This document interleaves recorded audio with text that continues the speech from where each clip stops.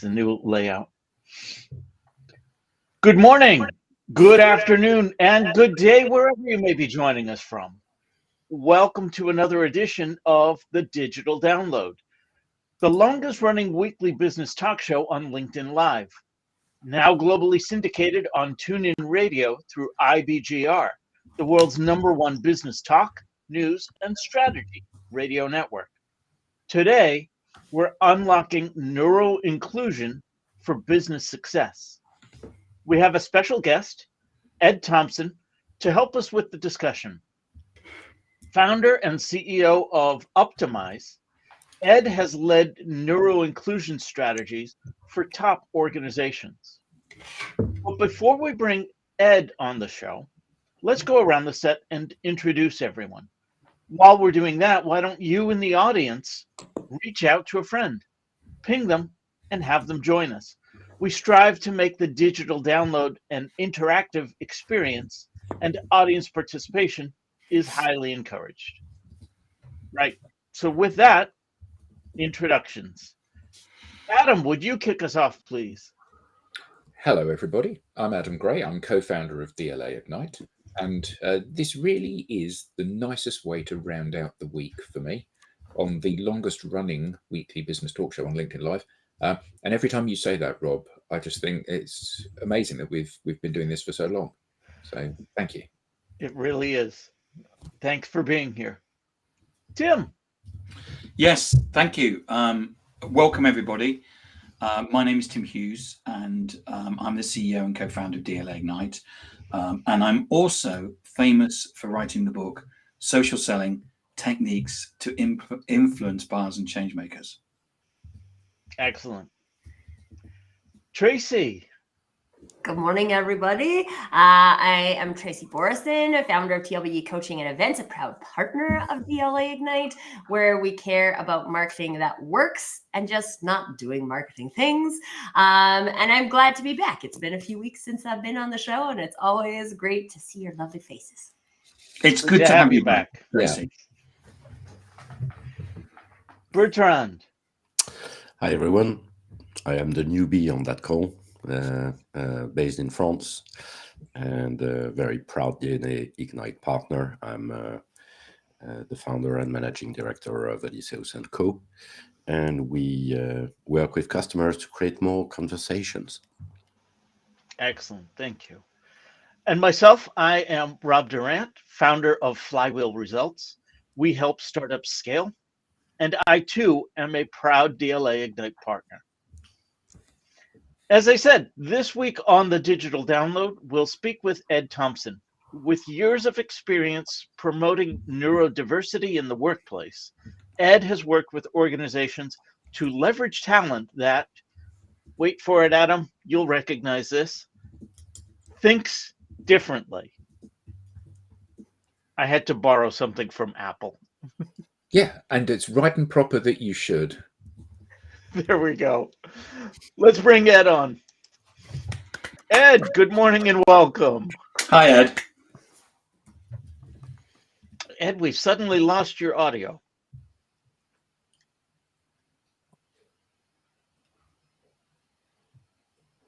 I haven't changed anything. Oh, now we can hear you again. Yeah. Excellent. Thank goodness. Welcome, Ed. Thank you. Ed, let's start by having you tell us a little bit more about you, your background, and what led you to where you are today. Yes, thank you. It started for me a long time ago, and I had a pretty serious car accident right at the beginning of my career and a major head injury. And at the time, I'd never heard of the word neurodiversity. And I was off work, wasn't back full time for about 5 years. Eventually, when I was, having done a bunch of consulting in the interim as I sort of tried to, make something of my nascent career, I found myself working for the CEO of a tech company in London with a mandate to sort of do the things that he wanted to happen, but nobody else had time for, which was, he'd obviously seen something in me, given that You know, I'd done quite well at university, although I'd obviously had this weird start to my career. And to my surprise, everything I got stuck into was about people. That wasn't what I'd done before, but that was what was keeping my boss up at night, particularly the idea of how do we build a 21st century workforce, and a sense that the team we had to some degree looked the same, thought the same, and wasn't quite it. So I got involved very much from a strategic boardroom perspective, sitting with the CEO in strategic diversity initiatives. How do we change that? And having had some success with that, having built some programs that actually went across the London tech sector, I started getting interested in neurodiversity at work because of my own experiences with a brain injury and because of neurodivergent family members. And that's the first time I heard the word. It happened to be a time where, and we're talking about 2016-ish, 2015, where some companies, a very small amount of companies, were starting what they called neurodiversity at work initiatives for the first time. And so Optimize was born because once I'd done all that stuff, I wanted to do more of it. Optimize was born with a sort of underlying mission to change the way the business world thinks about all of our brains. Thank you for that. Ed, I want to start with a foundational question, if we could, please. I think I know what you mean by it, but I want to make sure that we're clear for the audience. What do you mean exactly by the term neurodiverse? Thank you, and I think that's really important because there are lots of misrepresentations of this. Actually, there are graphics you can see out there that say neurodiversity, and then it says autism, dyslexia, dyspraxia, etc., as if that's it, when that's not the case. Neurodiversity, in a sense, means what it sounds like it means. It means that humans have different brains. Everybody is wired differently.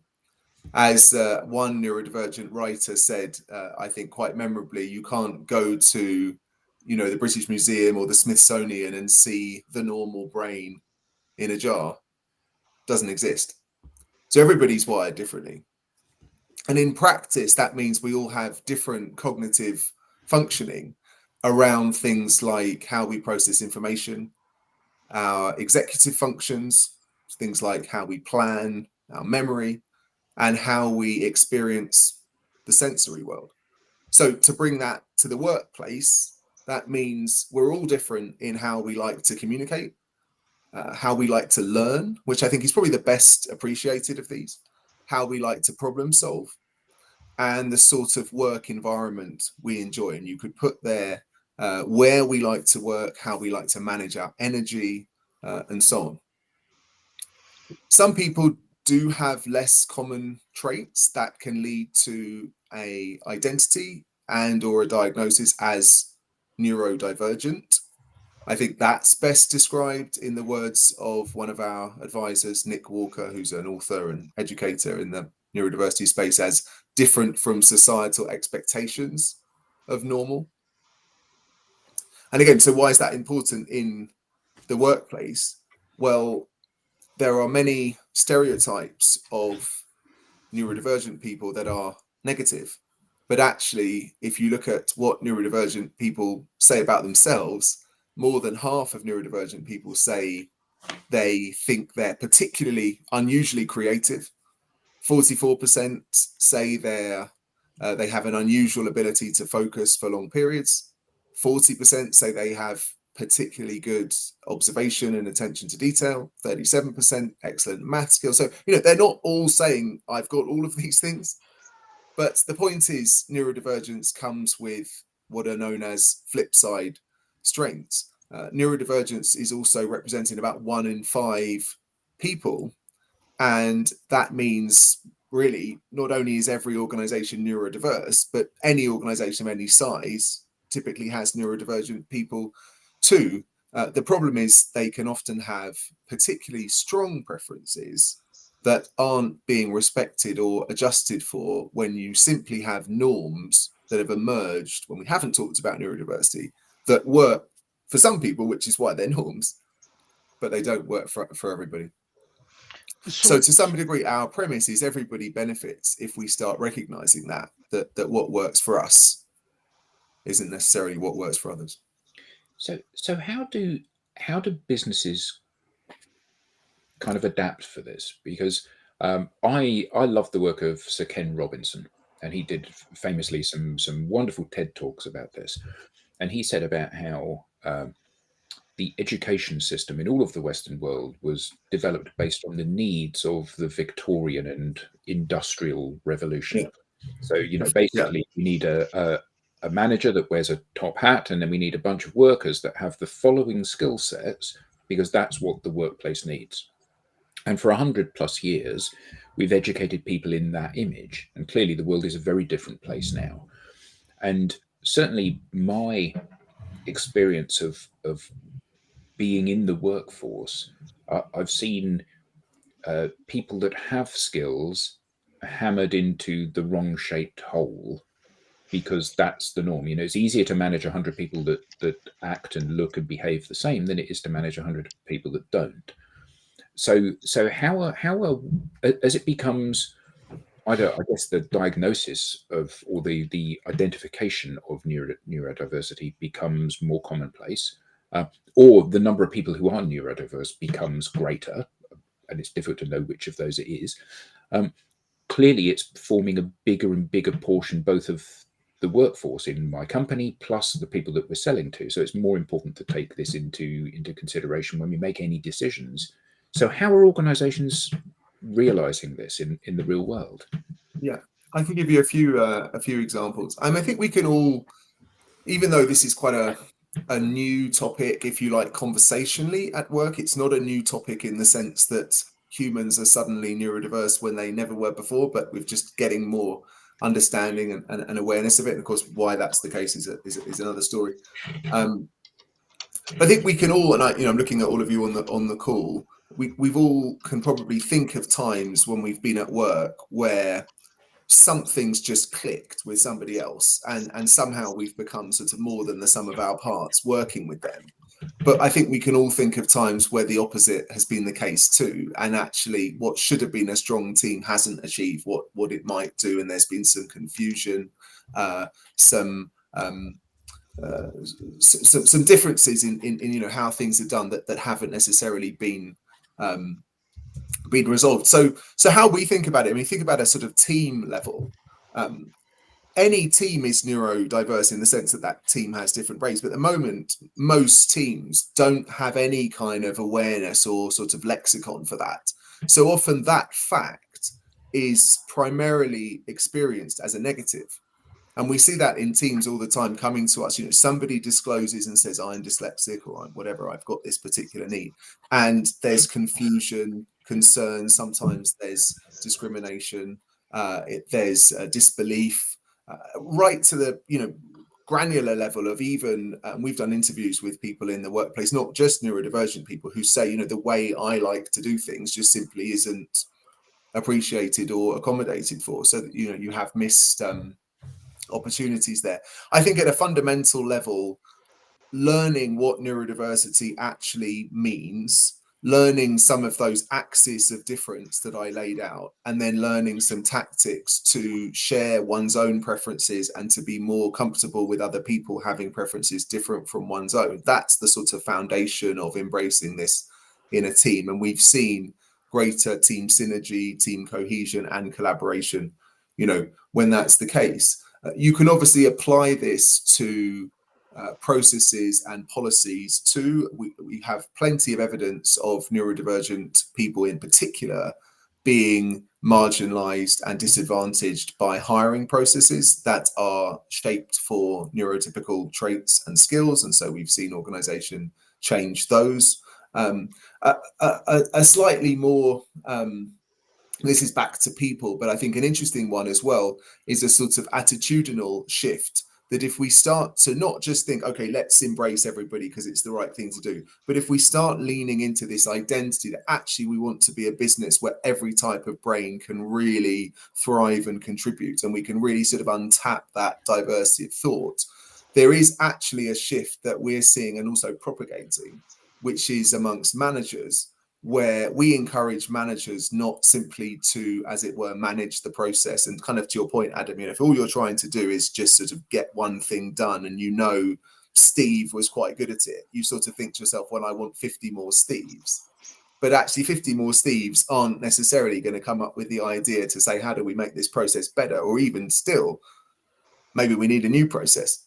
So there is a sort of attitudinal shift that goes with this awareness of different brains, and particularly the kind of creative power of that, both individually and collectively, where we would be, as in our work, encouraging managers all the way through, right from their interviewing somebody, they ask people a question, and maybe somebody gets to the answer, but gets to the answer through a completely unexpected route, to see that as something to embrace, not as something to say, oh no, you didn't go through my steps, therefore, that's not going to work. So I have a question about this, because as soon as you say that, then what I think becomes apparent to me anyway, is that we're trained that way in school. So then when we get to the work environment, we've already been like pre-trained that way. So from that perspective, like I'll share a personal story that I had a conversation with. So my son is 6, he's in grade 1. And I shared with his teacher when we started the year that I don't believe that there's one way to do anything. And so if you tell him there's one way to do something and he disagrees with you, I'm going to agree with him. Yeah. And I'm not sure she was super comfortable with that, but it was something that I needed her to know. But like, how do you see this as like, because I feel like it's a reprogramming. If we're learning it in school, then we get into the corporate workforce and it's a reprogramming. So like, what type of things go into that reprogramming? I mean, it's a reprogramming of not just schooling, but I mean, some of the fundamental things that, I have a 2-year-old. So as he starts to understand the world better, I mean, what are the things you teach kids? You treat people like you'd like to be treated yourself. Well, that doesn't work if you're a manager, actually. Because if you're a manager and I could go through on the axes I laid out with all of you, for example, how you like to communicate in different contexts, how you like to problem solve, how you like to learn, and so on. And I would get different answers regardless of any of you identify as neurodivergent. And that's the case in any team. So you're also kind of rewiring that. But I think this is good, and I think that's what we do. I don't think we shy away from that. This topic in the past has either just been ignored, and there's been a sense that most things sort of work for most people, and if the odd person, it doesn't work for them, they'll put their hand up and tell us. Well, we know that doesn't work. I mean, most neurodivergent people won't tell you if things aren't working for them for obvious reasons. And then some of the attention to it has been, okay, well, it doesn't work for some people. So, if we have an autistic person or we have an ADHD, what are all the things we need to do differently for them in order to not screw things up? And again, that first of all is difficult because everybody's different. There isn't a sort of one size fits all cheat sheet. But it's also not getting to the reality that we all have a different brain to start with. So we don't shy away from that. I think we very much see people as getting a new set of goggles on their team. They're not diagnostic goggles to say, oh, I think you're this and I think you're that. It's just an openness. It's building a kind of conversational scaffolding we've never had that doesn't require what we call sort of big D disclosure, but just in everything, whether it's onboarding, whether it's meetings, whether it's how we work remotely with each other. There is simply this base understanding of these differences and the axis that I described, and that really actually changes a team and gives people a lot to build on. What's nice is we as Optimize, and that's this is what we do, is help people embrace this. We find we don't need to be there the whole time. So a lot of the time, once, as we say in the UK, the penny drops and people start to see this and the goggles are on, if you like. They can often see themselves that maybe what they're doing in a bit of their hiring process probably isn't the best, and can start changing that. I want to dig into the more inclusive workplace in a moment, but first I wanted to share a friend of the show and former guest, Jess Flack, shares with us, great conversation. At least 50% of the tech sector is fortified by neurodiverse staff, but only 30% of special educational needs young people by age 16 get a level 2 qualification in maths and English, as opposed to 70+% of the non-special educational needs public. And currently only maths and English are counted as functional skills. I'm campaigning for digital as the third functional skill. Digital can enable neurodiverse people to achieve more. Jess, thank you so much for that contribution. Thank you for checking in. It's great to hear from you again. I saw a post on LinkedIn the other day. Someone had 200 applications for a job, and he didn't know how to filter that 200 applications down. So what he decided to do was the first filter was on spelling mistakes. So he basically filtered out anyone that had made a spelling mistake. And what he did was, because the role was for an American role, anybody that used S's rather than Z's were basically filtered out. And one of the responses on the LinkedIn post pointed out that he'd made a spelling mistake in his post, and therefore, what was his expectation? Should she just scroll on, or? And then there was a discussion about the fact that that neurodiversity means that some people may make spelling mistakes. Or that your phone autocorrects a word to something that you didn't mean it to say. Yeah. But I think it points out a really interesting way. I mean, one, it shows a way that I think is common, right? So I think this is something that is trained. We think people who have perfect spelling are good and people who don't have perfect spelling are bad. And it's an opportunity to open that conversation to say, like, I'm pretty sure Tim has pointed out spelling mistakes on my posts and I've fixed them, right? Like, and then are we taking that to the additional level of discriminating against that, right? Because in that example, and now we're discriminating against the spelling mistake. And is that actually what we meant to do? Or did we do it because of ease of use, but we didn't really think about the ramifications of that? Yeah. I want to jump in here. Thank you both. And it's really interesting. I should say, first of all, that one of our main script writers at Optimize is dyslexic and, by her own estimation, not very good at spelling. So that's just something that, I think a lot of organizations would say, oh, we need someone to write a script and therefore, perfect spelling is essential. Well, we actually see in her everything she brings to the scripts, and we deal with the spelling part. And I think that's a microcosm of, again, maybe a sort of attitudinal shift here. Back to Adam's point, I think the sort of industrial revolution, kind of Taylorian approach to work, coupled with the far slower pace of change in, say, the 20th century compared to the 21st, meant that organizations were attracted to generalists. And to some degree, it's kind of like it is following that school model. It's about sort of being quite good at everything. It's about not letting yourself down in any particular area. And to some degree, why not? If you've got the lifespan of companies is 60 years, to some degree, you don't want anybody to come and rock the boat. You just need somebody to come in and sort of do their little piece, and that's fine. But the 21st century is totally different. The lifespan of companies is, I think, under 15 years now and plummeting. I think we need to start leaning into the best human skills we can find, much more like a sports team leans into the best athletic traits. You don't have a sports team where everyone's sort of quite good at this and quite good at that. I mean, that doesn't work. You really try to take the best and blend. And we get to the idea of the spiky profile, which, in case some of your listeners and viewers aren't aware of, just to kind of lay that out quickly. If we were to take sort of 8 to 10 generic work skills that would be useful in most sort of knowledge work. Now, that could be verbal communication, written communication, it could be creativity, it could be personal organization, it could be prioritization, things that are going to be useful to some degree for everybody.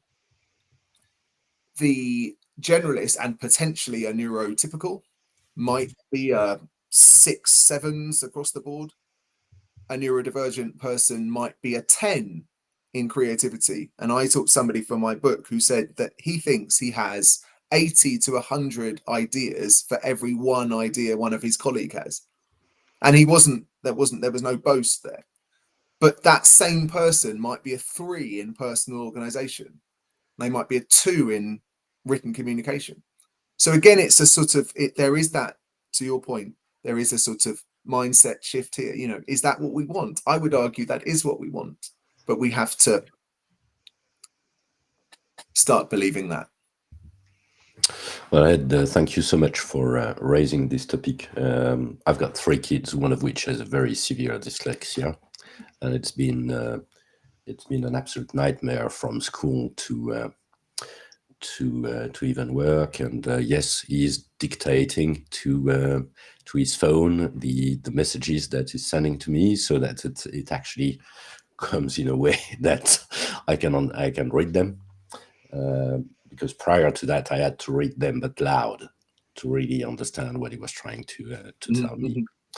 And my experience is that the reality is that, at least in our country, is that there is, it ends up with building communities. So you will never hire someone different if you're not different yourself. And that's a missed opportunity. I fully agree. But then the question is really, how do we break these walls? And because there's a bit of fear into this, there's the fear of the unknown. Well, we don't know these guys. We don't know how they behave. We don't understand this, so therefore it's scary. So we'd better let them between them instead of trying to understand. And I'm really curious about the methodology or the way you approach this with people who don't believe in this. So how do you really action, making them consider things slightly differently, and therefore, maybe reassure them on the fact that, it's not that scary indeed. Mm-hmm. Yeah, it's a good question. I mean, it's interesting. I don't think we've ever worked with an organization that wasn't embracing this, for the first time. And of course, you get very, very different foundational perspectives from folks who we work with. There's people who are neurodivergent themselves and never told anyone, to think, thank God this is happening. That's great, including leaders. And I've written recently about how many leaders are neurodivergent, but often, they've had to mask to get where they are. But then, of course, to your point, you have people who say, well, what's this got to do with me? I don't have any, autistic people in my team. This sounds like a waste of time. So I think it's building the awareness in a way that really resonates with people, which we try to do. Again, this is not about what happens if you have somebody who puts their hand up. This is giving everybody tools and tactics to work with whoever's next to them. And I think people start to understand neurodiversity when we start to dig into things like problem solving, and they realize that actually, regardless of whether they think their team is all the same as them, they're not. So I think that's where they start getting a sense of what this means to them. And this isn't, if you like, a diversity topic that is simply about including a marginalized group. It is, but it's also much more about all of us. But then, what happens while we do this, and what has been a truism of all the work we've done, is that in organizations that start to bring this in, more people start disclosing, more people start talking about it. And suddenly you realize this idea you had of, oh, we don't have anybody like that here, is nonsense. And you have this conversation fueled with the lexicon and the kind of the tactics and the sensitivity that we've primed people with. where it's not necessarily everybody says, "Oh, I'm dyspraxic," or but you have a far more openness and conversation about different ways of doing things, and including, just to your point there about, again, back to the point about leaders, including amongst leaders. Amazing how many organizations we've worked with, and as it were, the COO says, actually, I'm dyslexic myself, and this is really important to me, and I want to make this my big focus topic for 2025. And suddenly the manager who said, "What's this got to do with me?" feels a little different. We have some fantastic comments from the audience. I want to bring some of them in. Julia Harris shares with us, understanding the overlapping traits of neurodivergence helps us understand barriers and the mental health impacts of barriers on all humans. Amen to that, Julia. And we have Tanya Haig Coburn sharing, having a background in psychology with a past as being a teacher and now a leader, it's so important to recognize how widely neurodivergence is in the workplace, whether identified or not. So many of my female peers are now being diagnosed in their 40s with ADHD, which has been life-changing for them. The one-size-fits-all strategy in the workplace is antiquated and, quite frankly, needs to be overhauled. Thank you, Tanya. We have a number of other comments. Please keep them coming, and we will share them throughout. But I want to bring it back to Ed for a moment. Ed, I wanted to ask you, what are some misconceptions about neurodiversity in the workplace that prevent businesses from embracing it? Gosh, there's a lot. And I've written articles about this that I'm going to try and remember all my various points now. I mean, I think one we just talked about, the idea, as it were, we don't have anybody like that here. I mean, that's not only misses the fact that every team is neurodiverse, it also just misses the fact that that means that then we're not all the same as each other, and also misses the fact that, again, in any organization of size, you're going to have neurodivergent people as well. Another one, I think, is the idea of the sort of, I call it the misconception of the neutral starting point. So I think businesses learn about something they hadn't been thinking of, and they sort of consider where they are is sort of neutral. Okay, well, we could be worse, we could be better. But actually, in any organization that isn't embracing this, and there isn't a positive conversation around it, and there aren't accessible accommodations, and there isn't an inclusive hiring processes, and there aren't transparent policies, and there aren't managers who appreciate that how people like to get instructions isn't necessarily how they like to give them, there is a negative starting point. Most people don't know what neurodiversity is, and most neurodivergent people at work, or many neurodivergent people at work, are struggling because of it. I think there's also the misconception that there is a sort of cheat sheet per, if you like, neurotype. So, okay, what do I do if I have someone who's autistic? What do I do if I have someone who's dyslexic? And and so on. But ultimately, that's nonsense. And we've interviewed so many people in the community as part of our focus groups, and to some degree, everybody bucks the stereotype in some way, right? Rather than confirming them.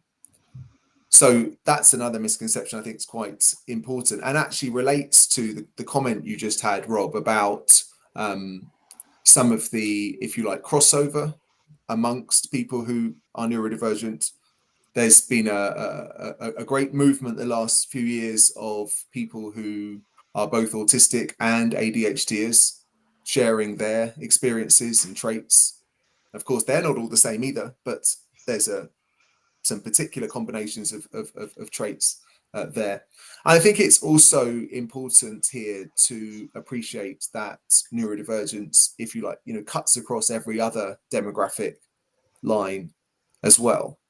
And being neurodivergent and being a Black woman, given barriers in the workplace faced by minority demographics, can be more complicated or certainly very different from being neurodivergent and a white man.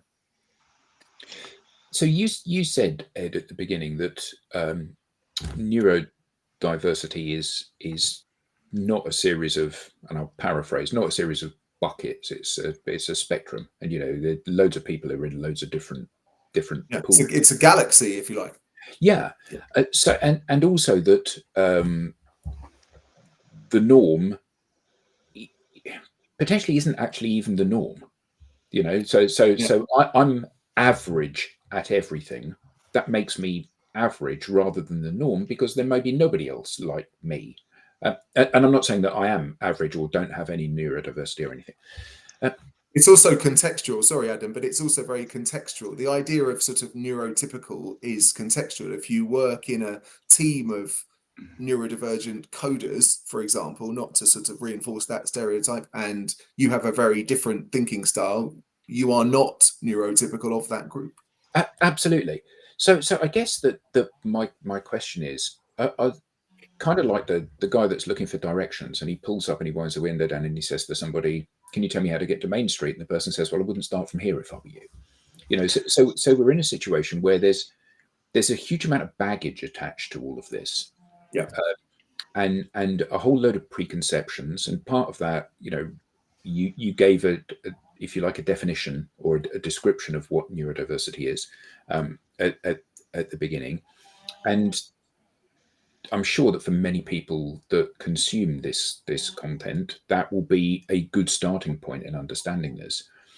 But do we run the risk of marginalizing people by putting them into these different categories, rather than by saying, okay, I'm really good at this, but I'm really bad at that, and that's actually part of my strengths. So some people used to revise for university with music playing. I never could. I needed quiet in order to be able to consume stuff and be able, and I still do. Now, that may mean that I have some degree of neurodiversity there, or it may mean that I just need quiet to do stuff. And is it not more a case of identifying people's strengths and weaknesses in the way that they work and saying, actually, you're really good at doing this. You're really good at sitting in the middle of the office and directing traffic. I'm really bad at that. I need to sit on the outside of the office in a quiet room and do stuff. And I know that when Tim and I worked in a big corporate, although as a corporate, it was not particularly well known for embracing different styles, what it did do is I think it recognized that lots of people needed to do stuff in different ways. So some people worked in a hot desking environment, some people worked in quiet rooms, some people worked in pods, some people worked in the coffee shop, and that's how they worked best. And although that wasn't given any kind of specific labeling or type, you were allowed to experiment with all of these different areas and see what worked for you. And is that a better goal to aim for than saying, okay, well, we've got all of these different types? And it's a question, not a leading question, because I genuinely don't know. I think that absolutely is, but I also would say I don't think, and I hope it hasn't come across that. I would say everything I've said has been to say we don't approach it by saying we've got all these different types. Absolutely. I think that's more about my ignorance than about what you said. Yeah. So I think the point of embracing neurodiversity is to go back to the beginning, to remember that this means that we all do things differently, right? And actually that's where this idea and the phrase I use, the kind of conversational scaffolding around differences, which isn't around, oh, Adam, are you autistic or whatever, or oh, Ed, are you an ADHD? It's around being open and recognizing the fact that we do have these preferences around where we work, how we work, and so on. I mean, I think that's fundamental to embracing neurodiversity at work and normalizing differences that have previously been marginalized, stigmatized, and stereotyped. So I think what you're describing is absolutely what I think is kind of a big part of this approach. And I think what you're describing there with the organization you worked at can be sort of, elevated. So it's not just sort of, well, we sort of have a underlying sense that we're not all the same, but we can actually start celebrating that, and we can start having norms in, say, meetings or so that actually recognize that, and that aren't about diagnostic labels, but are really putting that into practice, or different career paths for different, So I think what you're saying is absolutely right. And I think actually that's what typically neurodivergent people want. We do have a situation, of course, which is where we are as humanity, as we get our head around this idea of brain differences, that some neurotypes have been medicalized and have the both sort of identity power of that these are terms that never existed. Nobody appreciated that the dyslexic style even existed. I mean, that's a good thing, but it's come with the negative language and the fact that diagnostic processes are all based on negatives. And look at the terms ADHD and dyslexia, and so on. But these have been repurposed now as identity labels. And so, somebody who is neurodivergent often feels that's an absolutely fundamental part of their identity, in the same way that, maybe being gay is, or being British, or, or whatever. So I think what we want to do, Adam, to your point, is to create this space where we all appreciate that we're all different and have the tools to do that, but also a space that accepts and understands that some people are going to want to share some of those elements of their identity as well. And they're going to want to share those not under pressure because everybody's screaming at them for being so slow with the spreadsheet, but in a way that anybody might want to share any aspects of their identity in order to feel that they're bringing their full self to work. So I think we're on the same page as how we think about it. I want to bring in some additional audience comments. Leif Sorensen shares, we recently designed an online game with a unique approach by integrating a neurodivergent perspective into every decision-making option. He goes on to say, the feedback has been inspiring. Players are coming away with not just knowledge, but a deeper appreciation for the strengths and perspectives of neurodivergent individuals bring to the table. And Carol Jean Whittington says, it all goes back to what we value as an organization and as a society. Again, thank you all for the comments, and please keep them coming. Tracy, yeah, I think you had I'd something actually like to touch on, there's a comment from Julia too, saying labeling typical and divergent is required currently to help identify and discuss very evident inequitable outcomes in the way society is currently set up. And I think this is an interesting point, because I think a lot of time, and specifically we're talking about this today from a business perspective and how we discuss neuroinclusion in the workplace.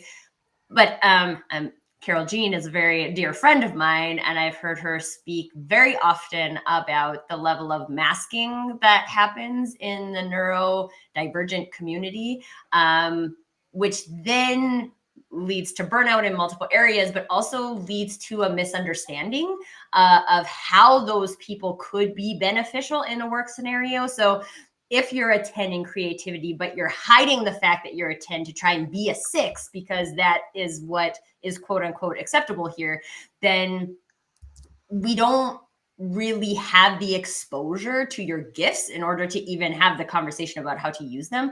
And so in the neuroinclusion conversation, Ed, how much of this is like a personal comfort, or even maybe self-awareness is the beginning point of being able to bring your full gifts to the table because they do have value? There is a bit of meeting in the middle, and something we do with our platform, the Upskill platform, we provide sessions and guidance for neurodivergent employees. And of course, it's very opt-in because we recognize no two people are alike. So we don't say, oh, you're autistic, you need social skills training. That wouldn't work. But we offer things that people have found helpful. They're all guided by our neurodivergent facilitators. And something we did recently was around what we call finding your niche, which is actually, if you're going to get into sort of strategic advocacy as a neurodivergent person of who you are, what works for you, what doesn't work for you. To some degree, you have to learn that first. And I remember, going into the workplace, going into my first meetings, I didn't know what I was doing. Nobody tells you how it works. And of course, your context shifts. Suddenly you have an understanding manager, or suddenly you don't, or, you move job, you move team. So I think there should be in a sense, and this is kind of to Adam's point about, where we want to sort of get to. I think we should all be going on that journey of trying to understand our own brain and what that means for our work preferences, and evolving that sort of self-advocacy tool set as we go in our career. And it was interesting, we're working with one of the biggest companies in the world at the moment about leadership and developing more neurodivergent leaders. And actually what we found is they have lots of neurodivergent leaders already.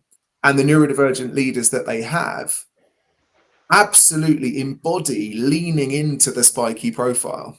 They're not people who've tried to pretend to be good at the things they're not good at. What they've done is they've been very, very good at advocating for themselves and their strengths and what those strengths can mean in their business around those peaks. I'm really good at these things, and our customers appreciate that. And they've learned also to get help and to advocate for that help in the areas where, they're not so strong. But I think that's a career-long evolution for all of us. And, I'm the same. I had a traumatic brain injury. I have a sensitivity to lights. My wife sort of is used to me. We sit down in a restaurant and I say, I can't sit here. I need to sit over there. Actually, let me sit over there because, there's a candle or a spotlight on my head, and I know I'm not going to enjoy the meal. But nobody would look at me and think, oh, well, how do we make Ed comfortable? But if you make me sit under bright lights, you're not going to get much out of me. Ed, I am convinced neuroinclusion is incredibly important for business. But where do I start? As a business, where do we begin? Because I've also heard you say one size does not fit all. Yes, well, we've asked neurodivergent people the barriers that they face. And again, neurodiversity isn't simply about including neurodivergent people, but neurodivergent people experience the norms and the barriers in a sort of extreme way, if you like. So it's I think it's a pretty good place to start to understand what they're experiencing. And actually, it's also pretty proven that if you remove those barriers, it's good for everybody. And so being able, for example, to organize your work in the way that you like to is going to be beneficial for a so-called neurotypical generalist who might say, actually, that's great. That's helpful if you don't mind me if I do it like that. And it's might be mission critical for a neurodivergent person who says, if you don't let me do it like that, I'm stuck. But we've asked them, what are the barriers you face? And the biggest barriers they describe are cultural. I mean, yes, they talk about physical environments. Yes, they talk about hiring processes. But the biggest issue is their teams just don't appreciate them, don't understand them, don't have sensitivity to the fact they might like to do things very differently. And often there is a reluctance to share, disclose because of stories of people who've done that and haven't had a positive result. And we interviewed autistic women who said they disclosed, and people said, oh, you can't possibly be autistic because you're female, you're married.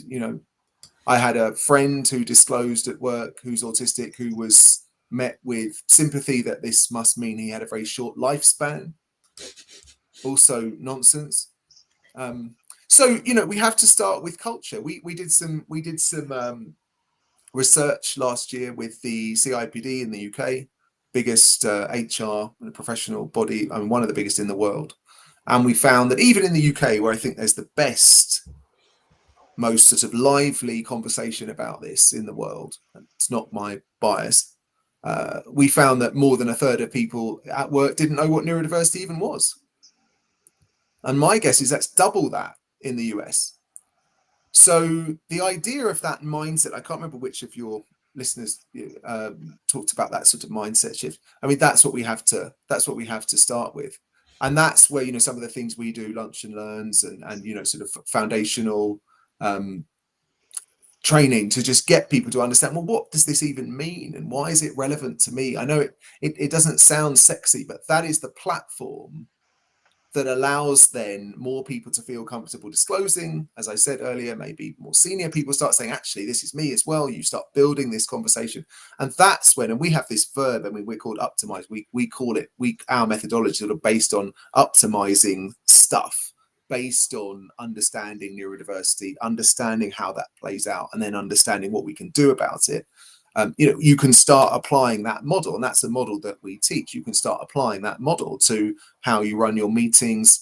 You know, we're about to run a strategy offsite, how you run something like that. Your learning and development is a big one as well, because most learning has never been delivered or built with different brains in mind. So you've got all these things that you can start getting stuck into. But to your point, Rob, about where do you start, you have to understand what it is. Why does it matter? Excellent.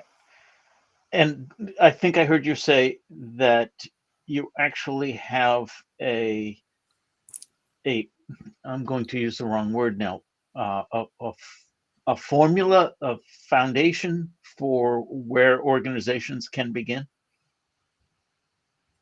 Yeah, and it's really, and I kind of, again, goes back to the conversation Adam and I were having about sort of how do you approach this. I think, you know, I'll give you one of these, the pieces of this. So if we accept that we are all working in neurodiverse contexts, maybe we hadn't had this awareness or really kind of lent into that enough. But we know everybody's different. We know lots of people who might qualify for a diagnosis as neurodivergent don't know it and haven't had access. Lots of people who understand themselves to be neurodivergent don't want to share. And again, we know everybody's different. You know, how do we operate in that context? It's not about saying, okay, who's who, and then what do they need, right? It's actually about two things. And this is what we call the UP model. So part of our methodology is, and the application of it is what we call the UP model. And the U is for universal design, and the P is for a person-centered approach. Universal design, which is, you know, a concept that's come from architecture, the idea of building homes, building, you know, office environments that work for everybody, we can apply in the workplace. And so we can start to think of what are all the things we can do, for example, you know, in how we run our interviews that are more likely to work for different thinking styles, right? We're not waiting to say, oh, Ed, I had a traumatic brain injury. All right, you go sit over there, you get more time. We're just doing it anyway. And that's probably 90% of what we teach people. And then 10% of this is what we call the person-centered approach, which is where, and again, this goes back to what I was discussing with Adam. So universal design is going to be an enormous uplift, but you're going to get people who have very, very niche needs that maybe universal design doesn't cover. We were working with a police force, for example, and they had somebody as part of this initiative say, what I would like is a weighted blanket for while I'm in the police station. Now, of course, we hadn't thought of that. They hadn't thought of that. They didn't have 50 weighted blankets on the wall. But that was an opportunity for the person-centered approach. And this person knew how they work. They knew their sensory experience would be vastly improved by having this weighted blanket. So they didn't say, oh, no, we don't do that. They didn't say, we can't give you one unless we give one to everybody. They said, you know what you need. It's $100. Let's do it. And that person, you know, started to be, again, more comfortable and more successful. One more comment from the audience I want to share. Leif Sorensen says, why don't we use your model in a game to spread the word? He then goes on to ask the question that I ask all of our guests. Ed, this has been great. Where can people learn more? How can they get in touch with you? Great. Again, thank you everybody, and thanks. It's wonderful seeing such an engaged audience. I've been seeing everybody's comments and kind of nodding along and seeing so much knowledge and insight and enthusiasm here already. So thank you everybody. I always like offering my own email, which is ed.thompson@uptimize.com. If anybody would like to talk to me directly, if they want to know more about us, uptimize.com.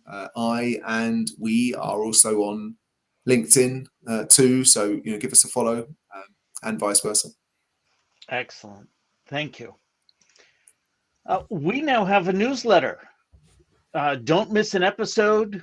Get show highlights, beyond the show insights, and reminders of upcoming episodes. You can scan the QR code on screen or visit us at digitaldownload.live/newsletter. On behalf of our panelists, to our guest Ed, and to our very active audience, thank you all for being a part of today's